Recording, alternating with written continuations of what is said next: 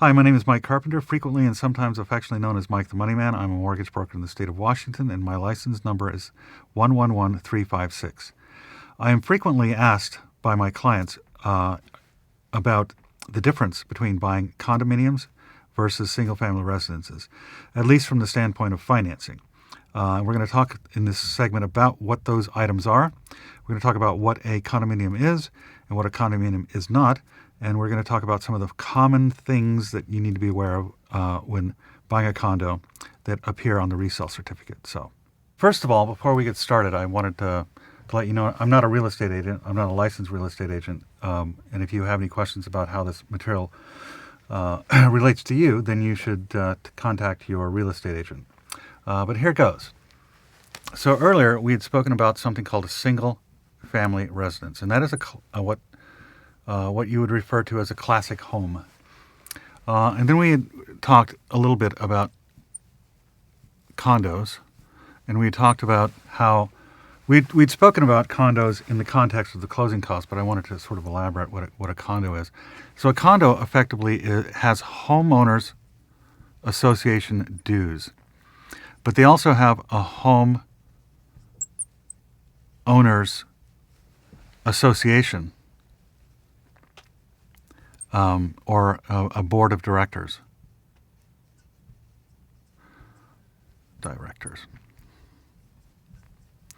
And homeowners dues are going to run, say, they can run as little as $200 a month, and they can be as high as, say, $700 a month, depending upon how expensive the condo is and how expensive it is to run the condominium association.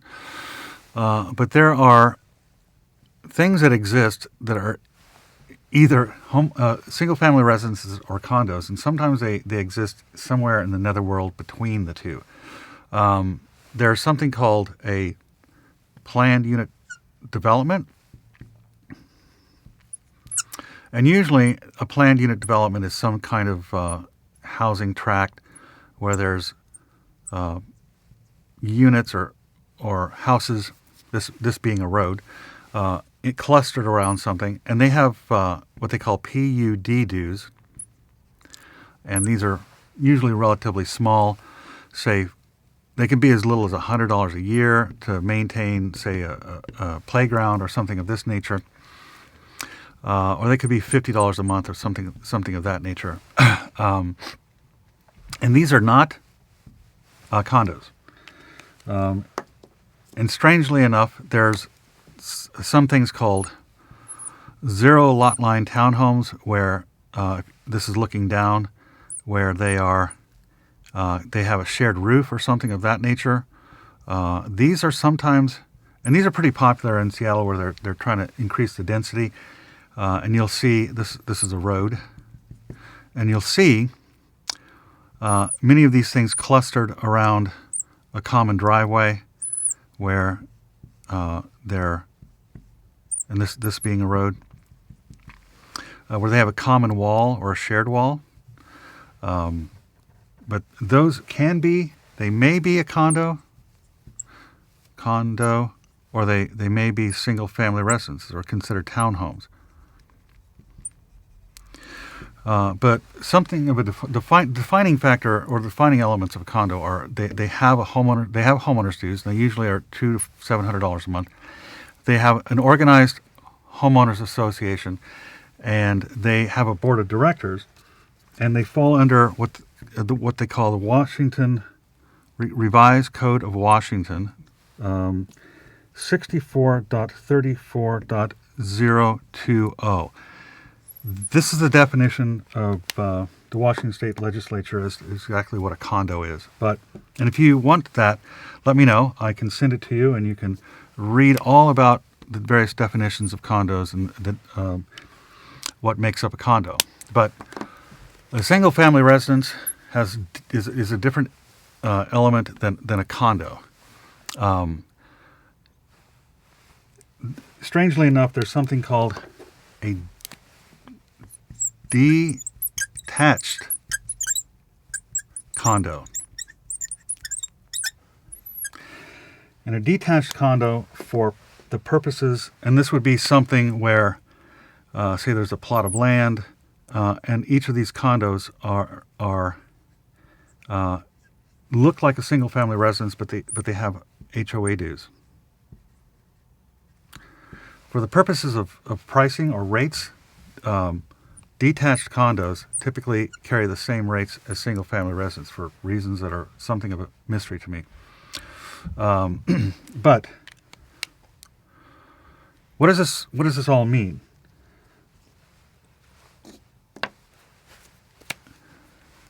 There are a number of different things that you need to be aware of in terms of financing that can jump up and kind of bite you in the financing arena.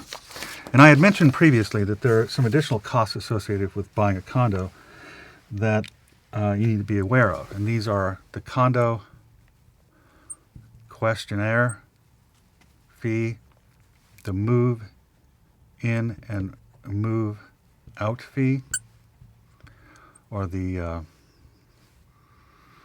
say the escrow condo questionnaire fee. So there's some additional costs associated with financing a condo than there are a single family residence. And I had covered those in the closing costs section. But there's a number of different things that one needs to be aware of when buying a condo in terms of the structure of the homeowners association. So this is my drawing of a condo. There are all kinds of little units, and it's on. So when somebody lists a condominium, that condominium has something called a resale certificate. And if the listing agent has been a good agent, they will have prepared or asked the management company or the homeowners association to prepare this resale certificate. And this resale certificate will have valuable information about the state of the homeowners association and the state of the management company's health that you need to sort of be aware of. And these things are going to be resale cert. Will contain the meeting minutes of the board of directors. It'll have a budget, and contained within that budget will have something called reserves that you need to be aware of. And I'm happy to review resale certificates with for my borrowers, but typically your agent would review this resale certificate to make sure that you're happy with it. But not all of the listing agents and the buyers prepare this resale certificate in advance for potential buyers. But that's something that you'll want to look at to make sure that you're happy with how the homeowners association is being managed.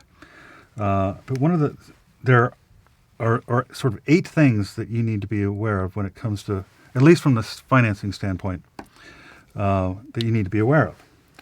And this is, I'll try to not stand in front of this here, ongoing litigation, especially related to construction defects.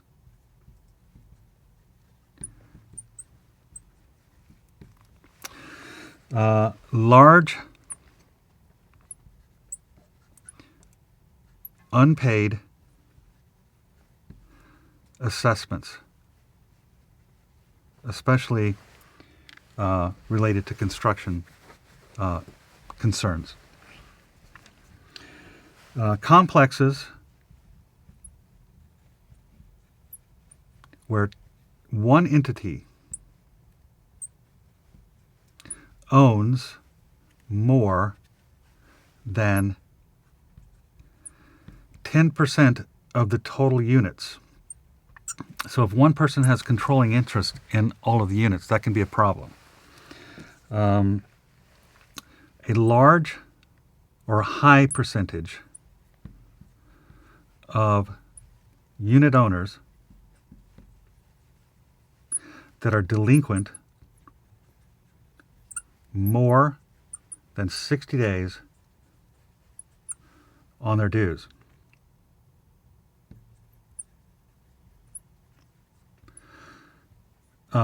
You might want to buy a condo that has all of these elements, but you may not be able to finance it because lenders are wary of these items. A high percentage of commercial space to living area. For example, if it's like 30% living area, I think the rule is it can't be more than 20% of the total square footage of the units of the entire building are commercial versus residential. So if you've got a place where there's 40% commercial, that can be a bit of a financing problem. 6, low to non-existent reserves. So if a homeowners association is being managed properly, it will take a certain percentage of the homeowners' dues and put them in reserves and keep them for emergencies, like earthquakes, or, well, that's not true, but, projects that pop up that need emergency repairs. So if they've got low to non-existent reserves, it can be a problem. Or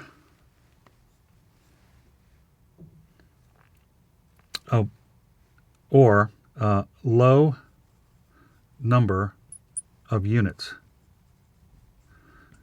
And these are, say, 2 units or 4 units or 6 units. Sometimes people take duplexes and turn them into condos for reasons that are something of a mystery to me. So if they're low number of units, you've got a higher percentage that one entity owns more than one of them, or that there's more than 60%, or excuse me, a high percentage of unit owners are delinquent on their dues or things of that nature. And typically, lenders don't like to lend on properties that have been condominiumized that are 2 or 4 or 6 units. They typically like to do something in the neighborhood of 20 units or 30 units or something of that nature. So the lower number of units, the more likely you are to have problems like this.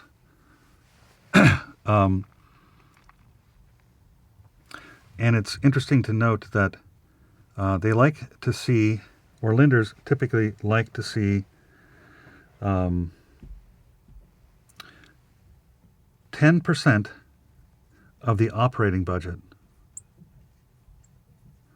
in reserves. So if you've got an annual operating budget of, say, $100,000, and it's surprisingly expensive to run a condominium, they like to see that you have 10% of that number sitting aside in a bank account. And why is all this important, you may be asking yourself. I've often had people come to me and say, I've made an offer on a condo, but it doesn't meet any of these guidelines. And I tell them that you may not be able to finance that. So it's important to keep these 8 elements, or in this case 7 elements, in mind when going out and trying to buy a condo.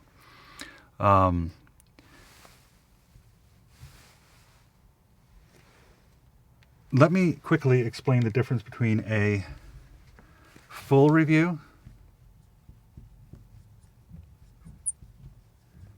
if you can see that, and a limited review.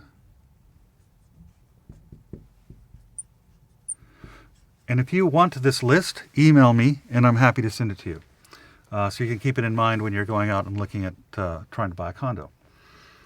So, limited review and full review. I had mentioned previously that there's something called a condo questionnaire that either the management company or the homeowners association or the board of directors of the homeowners association fills out for me when I submit a loan for somebody who's buying a condo.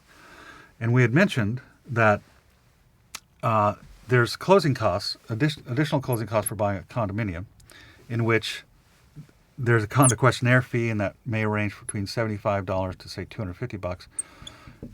So this condo questionnaire asks all of these questions that lenders want to know about the particular unit in the homeowners association. Limited review is a so a full review condo questionnaire asks a lot of questions. A limited review condo questionnaire asks fewer questions. Why is that the case? Well, it's a product of how much you're putting down. So if you're putting 5% down, you'll almost always get a full review. If you're putting 20% down, or say 25% down, you will almost always be granted a limited review. If you're putting, say, 10% down to 15% down, you may be granted a limited review. You may not be granted a limited review. And this is a product of the lender's guidelines. So, I hope this is clear. If you want me to send you the RCWs for condominiums, and you want me to send you some of these things to be aware of, I'm happy to do that. Just be aware that there's certain things you have to get out of the resale certificate to see when you're making an offer on a condominium. You'll ask your agent to ask the listing agent, who will ask the buyer for the resale certificate. And this resale certificate will address all of these things, and you can review that, or I can review that for you, and then you can determine first whether this condominium is financeable, or whether or not you actually want to buy it. Because when you're buying a condo, not only are you buying property, but you're buying into the ability for this homeowners association to manage the property and keep it up to date and keep it maintained. So I hope you found this information useful. Please let me know if you've got questions. Thanks for watching my video. I hope you found it useful and informative. It's intended as a broad overview of the material so that you may have some further questions. Feel free to ask them, and I'll be happy to answer them as best I can. Share, like, and subscribe, but share it with somebody who can actually use it. Maybe someone who's going through the loan process and is a little confused. Hope they get something out of it as well. So happy viewing. There's more to the series. Hope you enjoy the rest of the videos. Thank you. And now for a quick disclaimer. So these videos are intended for informational purposes only. So don't rely on them for making important financial decisions, especially decisions concerning your housing. If you've got any questions about how this information applies to your given situation or your given transaction, please contact your mortgage broker directly, and they can give you advice. And any rate, fee, cost, or loan limit information was accurate at the time that the video was made, but may not be currently accurate because underwriting guidelines change all the time. So if you've got any questions about how this information relates to you specifically, contact your mortgage broker. So I hope you continue to enjoy the series. Thanks.